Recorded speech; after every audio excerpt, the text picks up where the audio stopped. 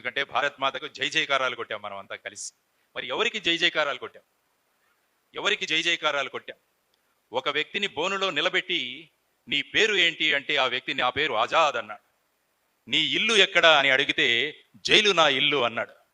ఆ వ్యక్తి చంద్రశేఖర్ తివారీ, చంద్రశేఖర్ ఆజాద్గా మారాడు. ఈరోజు ప్రతిరోజు మనం చంద్రశేఖర్ ఆజాద్కి జై జయకారాలు కొడుతున్నాము. ఆ జై జయకారాలు ఎవరికి వెళుతున్నాయి?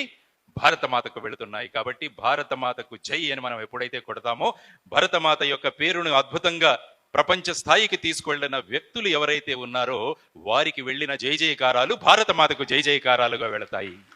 మిమ్మల్ని ఉరి తీస్తాము అంటే మమ్మల్ని ఉరి తీయకండి, మమ్మల్ని తుపాకీతో కాల్చి చంపండి అన్నారు ముగ్గురు.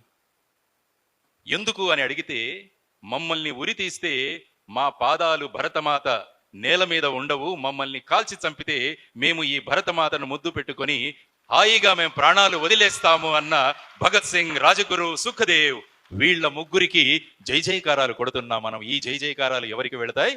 భారతమాతకు వెళతాయి. భరతమాతకు జై జయకారాలు వెళతాయి. అందువల్ల ఎవరైతే భరతమాత యొక్క ఖ్యాతిని, భరతమాత యొక్క విఖ్యాతిని పెంచుతారో వాళ్లకు చేసే జై జయకారాలు అవే భారతమాతకు జై జయకారాలుగా వెళతాయి. కాబట్టి మనం కూడా అటువంటి జై జయకారాలు ఎందుకు కొట్టించుకోకూడదు, ఎందుకు మనం తీసుకురాకూడదు అని ఎప్పుడైతే మనం అందరూ ఆలోచిస్తారో, సుమారుగా 1800 మంది ఉన్నారు ఈ ఆడిటర్. ఈ 1800 మందికి ప్రజలు జై జయకారాలు కొడితే ఈ జై జయకారాలు ఎక్కడికి వెళతాయి?